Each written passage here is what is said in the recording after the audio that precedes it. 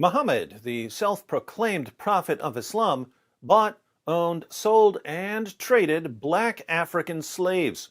He called Ethiopians raisin heads and said that Satan looks like a black man. Muhammad warned his followers that a black man would eventually destroy the Kaaba.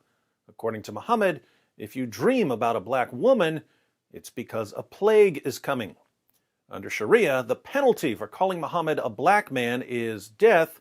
Muhammad's followers institutionalized the African slave trade more than 1,000 years before the United States even existed. Ironically, in northern Nigeria today, if you say something offensive about Muhammad, a Sharia court will sentence you to death. The BBC reports.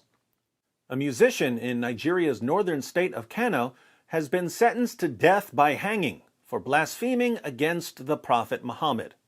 Wow, the Prophet Muhammad. So Muhammad was a prophet, according to the BBC.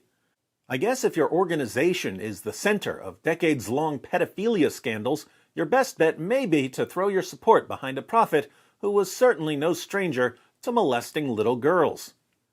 An upper Sharia court in the Hasawa fill-in hockey area of the state said Yahya Sharif Aminu, 22, was guilty of committing blasphemy for a song he circulated via WhatsApp in March.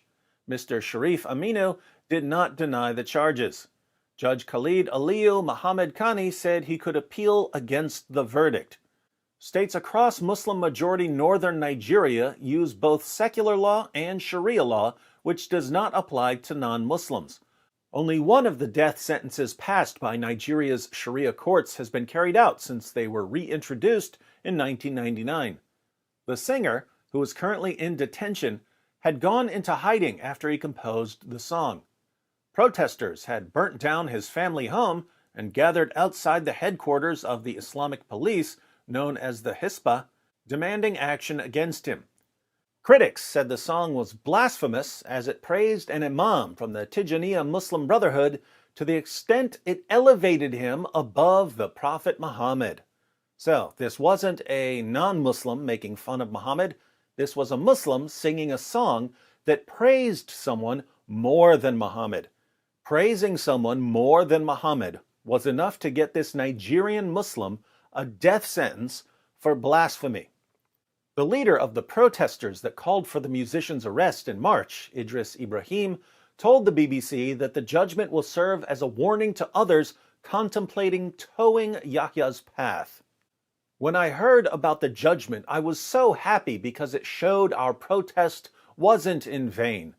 This judgment will serve as a deterrent to others who feel they could insult our religion or prophet and go scot-free, he said. Who is Yahya Sharif Aminu? Few people had heard of him before his arrest in March. An Islamic gospel musician, might want to look up the word gospel. He is not well known in northern Nigeria, and his songs were not popular outside his Tijaniya sect, who have many such musicians within their ranks.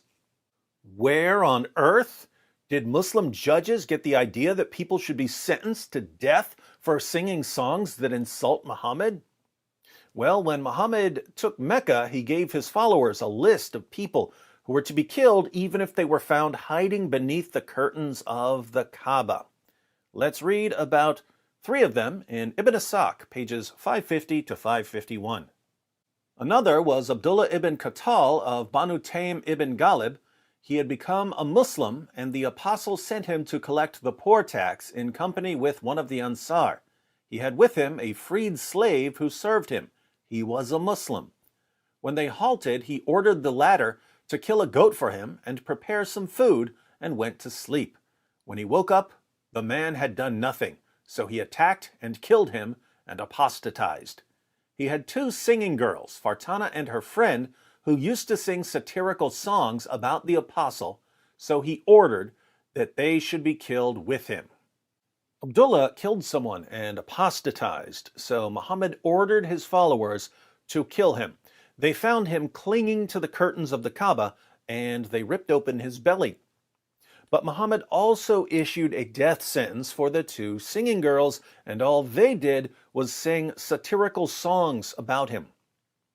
14 centuries later, people are still being sentenced to death for songs deemed blasphemous to Islam. Fortunately, YouTube hasn't fully submitted to Sharia courts yet, although clearly not for a lack of trying. So we're still somewhat free, for the moment, to criticize Muhammad. And that's exactly what we'll be doing every night this week on my channel. I'll pin links to our shows in the description box if you'd like a future where people aren't sentenced to death for blasphemy. Join us live. Oh, and if you'd like sources proving that Muhammad bought, owned, sold, and traded black African slaves, be sure to check out my videos, Muhammad, the White Prophet with Black Slaves, and How Muhammad Ali Was Deceived by Islam. Islam has been oppressing Africans since it started. Time for a change, don't you think?